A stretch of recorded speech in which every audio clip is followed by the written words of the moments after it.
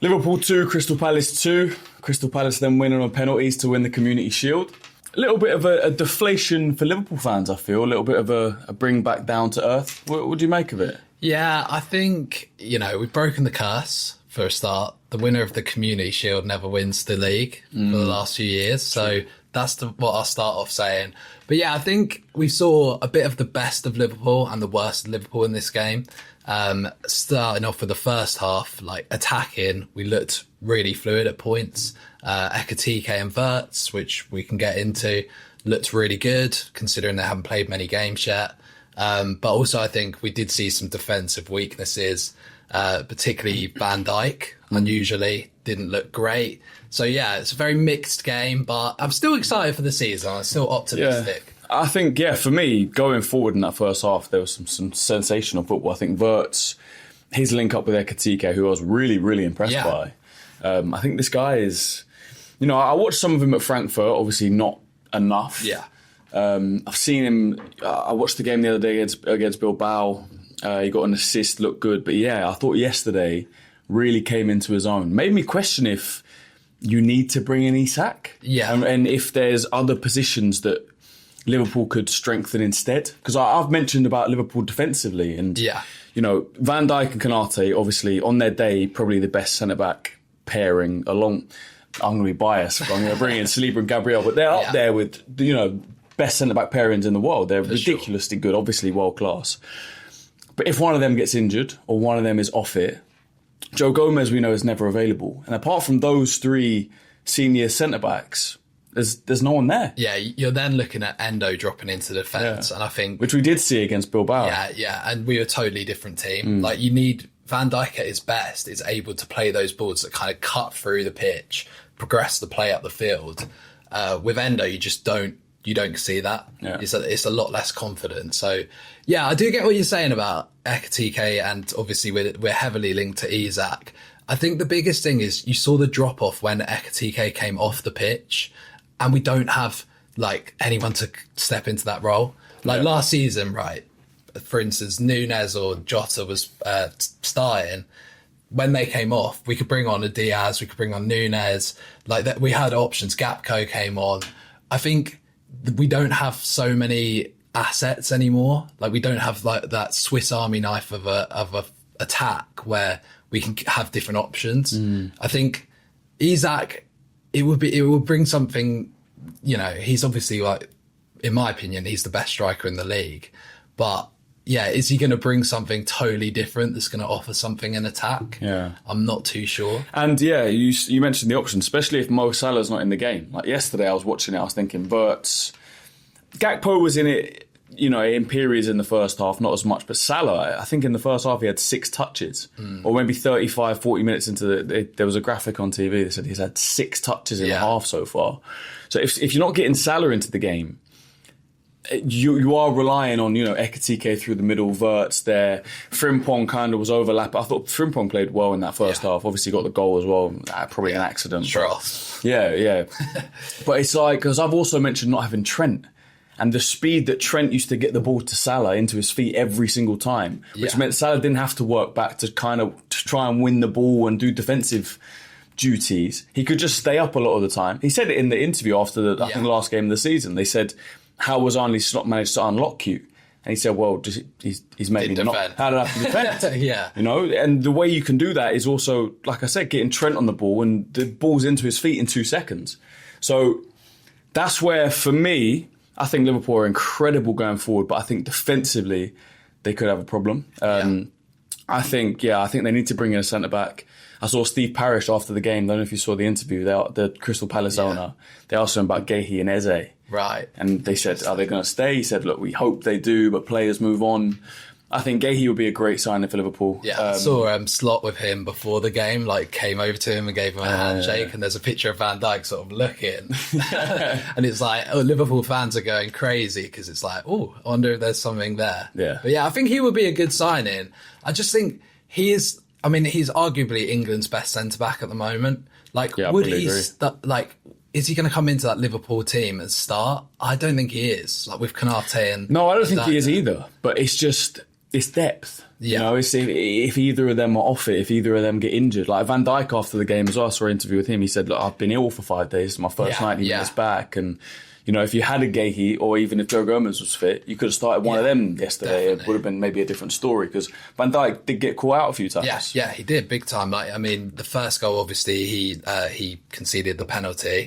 And that can just, if you've been unwell, you know what, like your thoughts don't happen as quickly. Like he's just gone in for it, which is unusual. He doesn't give away penalties usually. And then for the Sarr goal, he kind of steps into midfield weirdly. And it's like, you've left a massive gap there, and Ismaila Sarr, I mean, I really rate him as a player. I mean, he could be a Champions League level player, really. Just completely exploited that opportunity. So yeah, unusual game for Van Dijk, but I'm hoping, you know, once he's back to full health, should see the best of him again. What did you make of Wirtz? Yeah, oh man, what an exciting player. Yeah, I think I was thinking about it and I was like, those kind of players where they just always hungry for the ball. Like he's always there as an option for a pass to play the 1-2. We saw that with the Ekitike goal where he was just there to play that really nice 1-2 with him. Considering those guys haven't played together, they've played two full 90s. So yeah, really nice to see them linking up. But yeah, man, what a player we've got on our hands there. I think he's going to be a special player this season. Yeah, no, I have to agree. Yeah, I was impressed with the link up with Ekitike. I think when that front four can click, if they do bring Isak in, obviously it's going to change. But when they can get Salah into the game a bit more, when Gakpo gets in the game a bit more, that front four is dangerous, man. Yeah. I think with Ekitike as well, it's what we haven't had before is a striker that's going to drop back and link play with back to goal and stuff. I guess Firmino is since Firmino.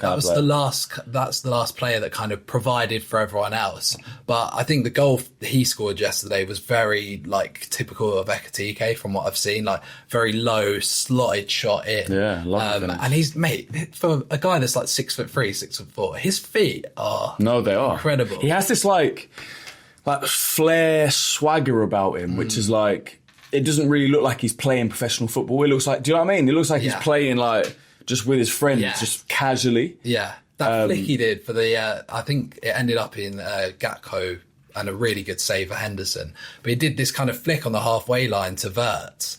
He just flicked it around and you're like, mate, you're in a fight, like a cup final at Wembley and you're doing stuff like that. Like it was really good to see. Very encouraging sign. So yeah, I'm excited for him, actually. Yeah, he doesn't give me, like, when Nunes joined, I think he was just so young and, like, vulnerable. You just didn't know. I feel like with Ekitike, he has that confidence. Like, I'm not worried about whether he'll get that goal-scoring form or it'll drop in and out. Like, I think he has that confidence enough in front of goal that he will find the net. Yeah, sure. And then Kirk as a left-back as well. I thought he really impressed me in the first half. Just his pace. It's crazy how quickly he moves with the ball. He's, back and forward very, very quick. I thought he was linking up well in the first half. I thought he tired a little bit in the second half. Yeah. But look, it's first kind of full competitive 90 in a way, getting used to this team. But he looks like a serious signing as well. Yeah, I think actually, funny enough, of all of our signings so far, he's maybe the one that's least impressed Liverpool fans. Okay. I think that he's still really young. He's got that pace, which is really nice. But I think that he's very quick to go to ground and challenges.